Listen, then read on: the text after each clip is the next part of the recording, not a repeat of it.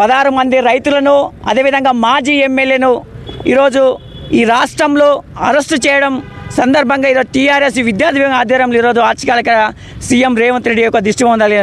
ఎందుకంటే ఈ రాష్ట్రంలో ప్రజాస్వామ్య పాలన జరుగుతుందా, రాక్షస పాలన జరుగుతుందా? రాష్ట్రం ఏర్పడినప్పటి నుంచి ఇప్పటి వరకు రైతులు బాధపడుతూనే ఉన్నారు. అదేవిధంగా ఈరోజు ఈ గత ప్రభుత్వంలో సీఎం కేసీఆర్ గారు 12,000 ఎకరాల భూమిని, అంటే ఫార్మా కంపెనీకి సంబంధించి 16,000 ఎకరాల భూమిని తీసిపెట్టిండు.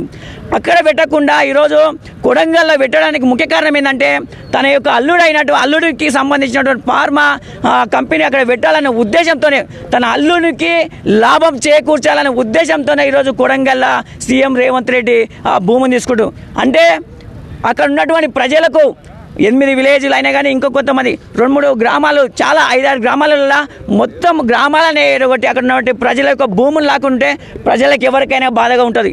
ఈరోజు అక్కడ కాంగ్రెస్ పార్టీ వ్యక్తులు ఉన్నారు, బీజేపీ పార్టీ వ్యక్తులు ఉన్నారు, అదేవిధంగా టీఆర్ఎస్ పార్టీ వ్యక్తులు ఉన్నారు. మొన్న నిరసన కార్యక్రమంలో మా యొక్క భూములను లాక్కుంటున్నారు, మేము అసలు ఇయ్యము ఫార్మా కంపెనీకు, ఇది స్వార్థపూరితంగా రేవంత్ రెడ్డి చేస్తుంది కాబట్టి వెంటనే మా భూములు మాకు ఇవ్వాలి, ఇక్కడ ఫార్మా కంపెనీ వ్యతిరేకిస్తున్నామంటని వాళ్ళు ప్రొటెస్ట్ చేసిండు.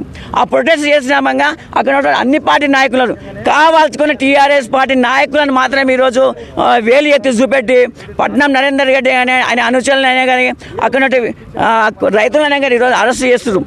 వెంటనే 16 మంది రైతులను ఈరోజు అర్ధరాత్రి బేడీలు వేసి జైలు పంపించినటువంటి చరిత్ర, నీచ చరిత్ర, రైతులను జైలు పంపిన నీచ చరిత్ర రేవంత్ రెడ్డి.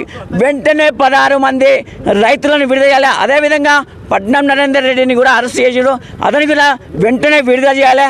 మేము ఈ ఫార్మా కంపెనీకి వ్యతిరేకంగా పోరాడతాం, ఫార్మా కంపెనీ పోయే వరకు మీ వెంట పెడతాం. ఖబర్దార్ రేవంత్ రెడ్డి. ఎకరాలను కొడంగల్ ప్రాంతంలోని రైతులను పొట్టగొట్టే విధంగా ఈరోజు ఫార్మా కంపెనీల పేరిట అక్రమంగా గుంజుకోవడాన్ని నిరసిస్తూ వారి యొక్క గ్రామాల్లో వాళ్ళ అధికారులను గ్రహించకుండా ఎందుకు అధికారుల మీద దాడులు జరుగుతున్నాయి, ఎందుకు రైతులు ఇంత తీవ్రంగా ఆందోళనకు గురవుతున్నారు అనేసి ఆలోచన చేయకుండా బాధితులనే శిక్షించు ఈరోజు వారిని అరెస్టు చేయడమే కాకుండా మాజీ ఎమ్మెల్యే అయినటువంటి నరేందర్ రెడ్డి గారిని కూడా ఈరోజు అక్రమంగా ఈరోజు కేబీఆర్ పార్కులో వాకింగ్కి వచ్చినటువంటి ఎమ్మెల్యేను కూడా అరెస్టు చేసి ఈరోజు జైలుకు పంపే కుట్ర చేస్తూ ఉన్నది కాంగ్రెస్ ప్రభుత్వం. తక్షణమే ఈ యొక్క అరెస్టులను ఖండించాలి, తక్షణమే వారిని కూడా విడుదల చేసి వారితో చర్చలు జరపాలి. ఏదైనా ఉంటే సామరస్యంగా రైతులకు చేస్తున్నటువంటి మేలు, వారికి జరుగుతున్నటువంటి మేలు వాళ్ళని మెప్పింపజేయాలి మీ యొక్క పాలన అనేసి మేము డిమాండ్ చేస్తూ ఉన్నాం. అంతేగాని అక్రమంగా అధికారం ఉన్నా అనేసి ఈరోజు అక్రమంగా కుర్చీలో కూర్చున్నాం అనేసి మీ ఇష్టానుసారంగా రైతుల భూములు లాక్కుంటే గనక ఇక్కడ ఉన్నటువంటి చైతన్యవంతమైన తెలంగాణ సమాజం చూస్తూ ఊరుకోదు.